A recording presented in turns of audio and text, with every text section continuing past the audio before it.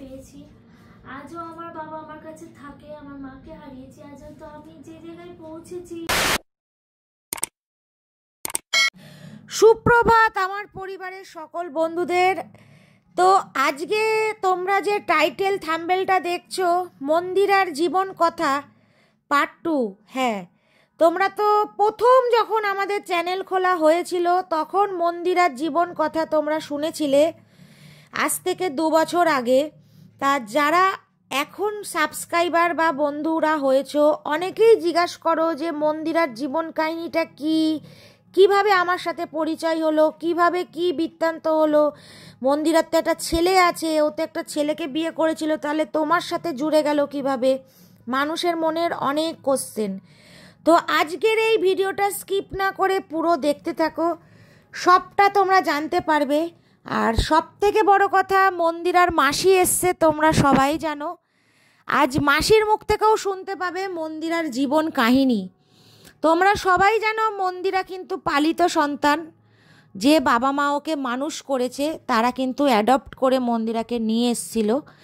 তো যারা নতুন ভিডিও দেখছো তারা হয়তো শুনে একটু অবাকই হবে, হয়তো অনেকেই জানো না।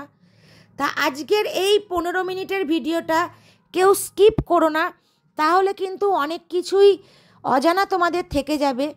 যারা তোমরা আমাদেরকে এই প্রতিনিয়ত এত ভালোবাসা দিয়ে পাশে থেকে সাপোর্ট করে যাচ্ছ, শুধু একটা কথাই বলবো, প্রতিটা মানুষের জীবনেই কিছু না কিছু জীবন কাহিনী আছে।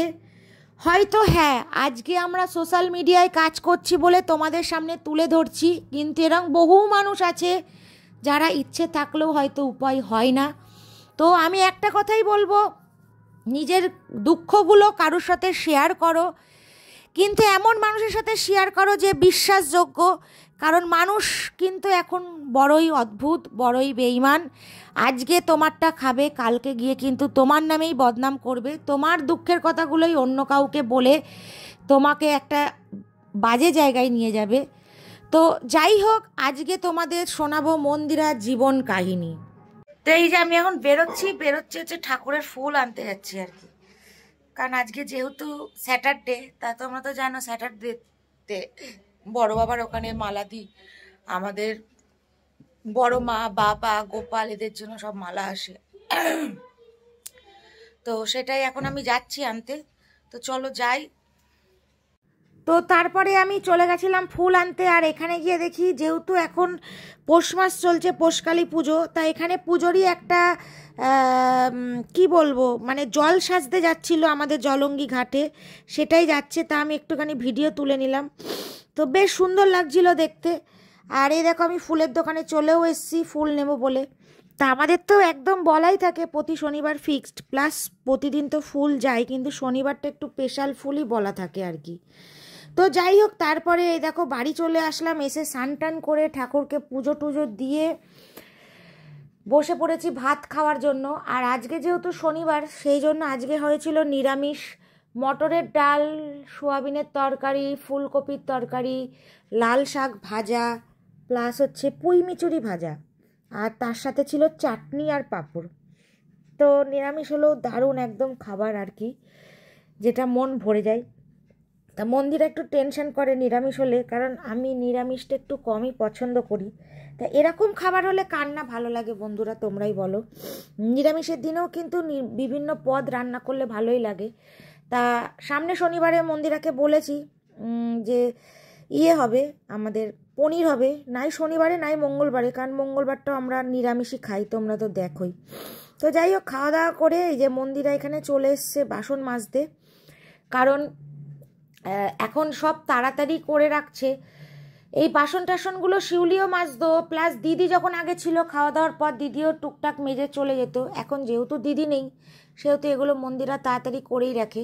আর সব থেকে বড় ব্যাপার কি জানো, আজকে আমাদের এত তাড়াতাড়ি খাওয়া হয়েছে, তোমাদের কি বলবো, যেরকম জীবনে অনেক দিন হয়নি। সেটা হচ্ছে 2:10 থেকে 15-র মধ্যে আমরা খেতে বসে পেরেছি, 2:30-র মধ্যে খাওয়া দাওয়া একদম কমপ্লিট। তো যাই হোক, এলাম কথা বলতে, যেটা তোমাদের রিকোয়েস্ট ছিল। আর আজকে এই ভিডিওটা মানে শ্যুটটা নেওয়ার আগে হট করে মাসি কিছু কথা বলে যেগুলো সত্যি আমার জানা ছিল না, আমি আবার এগুলোও জানলাম। কারণ তোমাদের হয়তো আমার জীবন কাহিনী যারা দেখেছো তারা ওখানে অনেক কিছুই শুনেছো, এবং সেখানে দাঁড়িয়ে এখন মানে আরো অনেক কিছু জানতে পারলাম। তো সেগুলোই আজকে আমার মাসি বলবে যে আমার ছোটবেলাকার জীবনটা দেখো, আমি হয়তো বড় হয়ে ছেলেবেলাটা কিভাবে কাটিয়েছি, মানে বড় হয়ে বুঝি যেটুকুনি সেই ছেলেবেলাটা কিভাবে কাটিয়েছি সেটা আমি বলতে পেরেছি বা পারবো। কিন্তু একদম ছোট যেটা সেগুলো তো শোনা কথা, সেই কথাটা যেটুকুনি জানতাম সেটুকুনি তোমাদের বলেছি। কিন্তু আজকে মাসি একটা কথা বললো যেটা আমি সত্যি জানতাম না, সেটা আজকে জানলাম।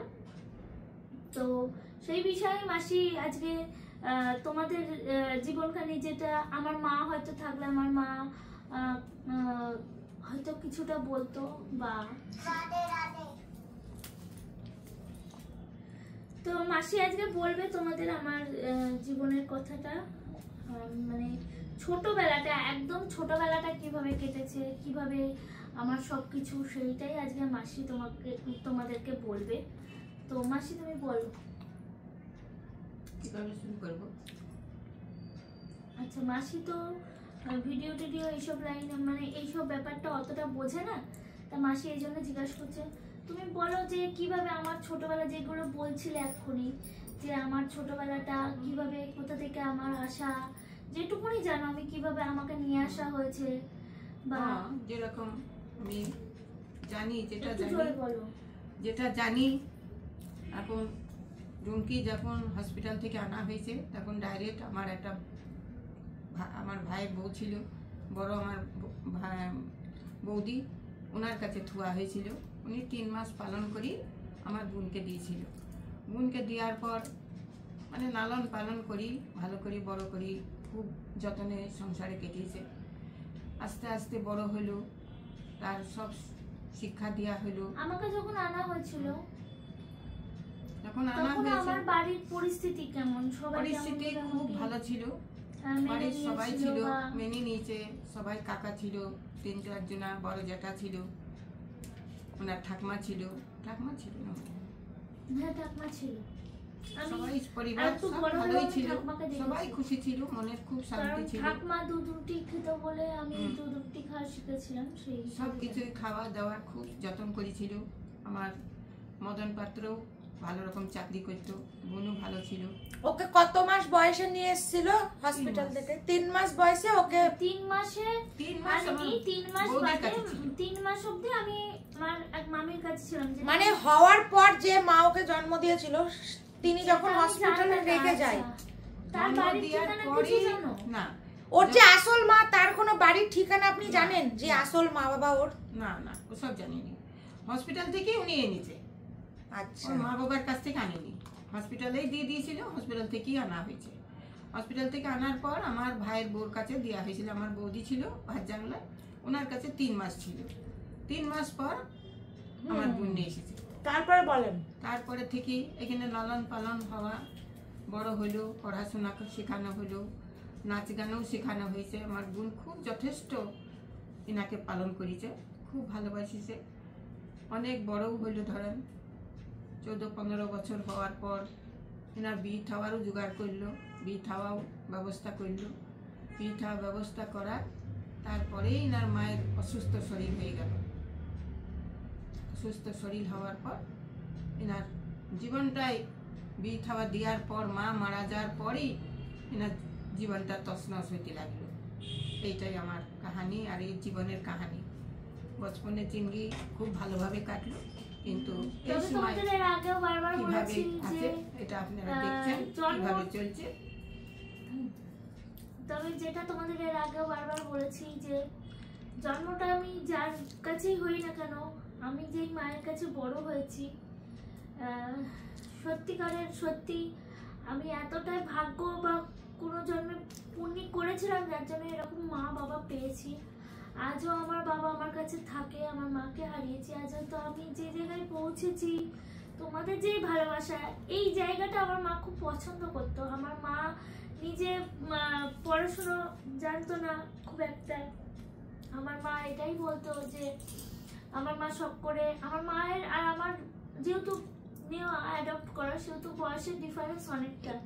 যেটা তোমাদের বলি যে আমার বাবা আছে, আমার বাবার 92 বয়স হয়ে গেল, 90 কি 92 এরকম বয়স হয়ে গেল। সেই তুলনায় মায়েরও বয়স ছিল, মা আর বাবাতে 18-20 বছর ডিফারেন্স ছিল। 50-55 তো মরিয়ে গেল। না, মা 57 বছর বয়সে মারা গেছে। মা যখন মারা যায় তখন আমার 16 বছর, 16 প্লাস বয়স চলছে। তো সেখানে দাঁড়িয়ে আমার মা আজকে যদি বেঁচে থাকতো, আজকে হয়তো আমার মা খুব খুশি হতো, আমার মা আজকে হয়তো হাসতো, তোমাদের সামনে আসতো, আমার নিজেরও খুব ভালো লাগতো। সব থেকে বেশি কষ্ট হয় যখন আজকে আমার মা যদি থাকতো, তাহলে হয়তো আমি যেইটা সবাইকে দেখি না, মায়ের একটা আদর ভালোবাসা বিয়ের পরেও, সেই জায়গাটা আমি খুব ফিল করি, আমি খুব কষ্ট পাই সেই পরিস্থিতিগুলো। এইটা হচ্ছে আমার মায়ের। আর এই মাসটা হচ্ছে আমার মায়ের মানে মৃত্যুবার্ষিকী। আমার আজকে 12 তারিখ, তো 13 তারিখ আমার মায়ের মৃত্যুবার্ষিকী, মানে আগামী দিনে আমার মায়ের মৃত্যুবার্ষিকী। তো এই মাসটা এলে খুব মায়ের কথা মনে পড়ে, খুব মানে মনে হয় যেন সেই মাটাকে যদি কাছে পেতাম তাহলে হয়তো খুব ভালো থাকতাম। আরো মানে সবার কাছেই দেখো, তবে ওর বাল্য জীবনটা খুব সুন্দরভাবেই কেটেছে, খুব সুন্দরভাবে। কিন্তু বিয়ে যতদিন ওর মাথায় সিঁদুর উঠেছে ততদিন থেকে ওর জীবন পুরো বরবাদ হয়ে গেছে। বিয়ে হয়ে আর 1 বছর পরে মার যখন অসুখটা বাড়লো, মা যখন মারা গেল, তখনই ওর জীবনটা তছনছ হইল।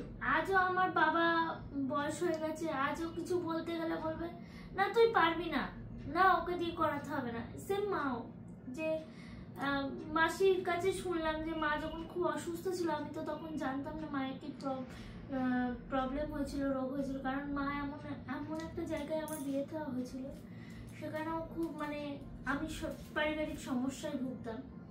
তো সেখান থেকে মাকে আমিও তো বুঝতাম না, মাকে হয়তো বলতাম, মাও আমাকে বলেনি সেখানে। তখনও নাকি মাসি বলেছে যে ওকে আনতে, আমার বাড়ির নাম রুমকি, তোমাদের তো বলেছি। তখন নাকি মাসিকে মাসি যখন বলেছে, তখন মাসি মা বলছে যে না ও পারবে না, ওকে এত দূর সহ্য করতে পারবে না। মানে কতটা মানে আগলে, তখনও সেই পরিস্থিতিতে যে কতটা আগলে, যেদিন মা মারা যায় সেদিন মানে ভালোভাবে এমনই আদরে পোষা হয়েছে যে মানে ওর কষ্ট দিতে কোনোদিন ওর মা চাইতো না যে আমার মেয়ে কষ্ট করুক। তো সেই জায়গায় দাঁড়িয়ে মানে কি বলবো, খুব কষ্ট লাগে। যেদিন মা চলে গেল সেদিন মানে আমার দিকেই তাকিয়ে আছে একমাত্র। লাস্ট জলটা মায়ের মুখে আমি দিয়েছিলাম, লাস্ট মা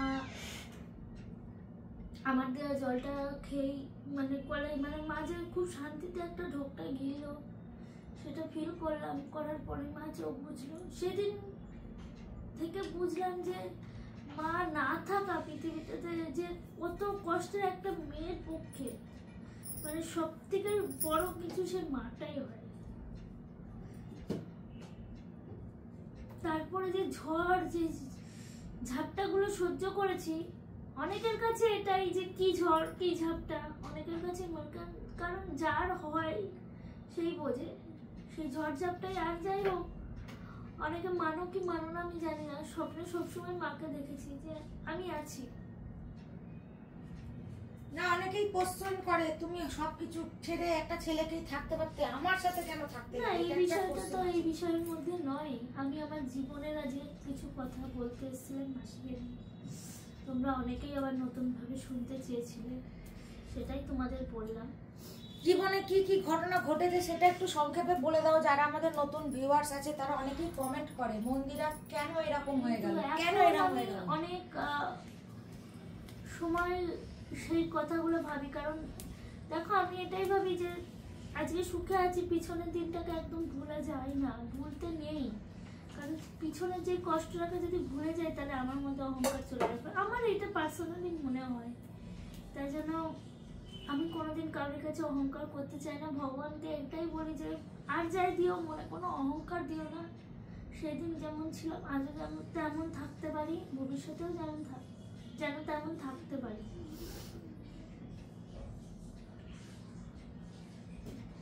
এটাই বলবো। আর অনেক ঝড় গেছে, অনেক ঝড়, যার যায় সে বুঝতে পারে। তুমি তো মানিয়ে নিয়েও থাকতে পারতে বরের সাথে, না চেষ্টা করেছিলাম, করিনি এটা বলা ভুল। কারণ তোমার একটা আফটার অল ছেলে আছে, হ্যাঁ, অনেক সেগুলো যেটা বলে। করেছিলাম, অনেক চেষ্টাই করেছিলাম। ছেলেটার মুখের দিকে তাকিয়েও ভেবেছিলাম যে চলো যা হয় হয়ে গেছে, নিজেকে শক্ত করে রেখেও হয়তো থাকতে হবে। যাই হোক সেই সবগুলো আবার পরের দিন বলবো, আজকে আর বেশি কথা বলতে ইচ্ছা করছে না।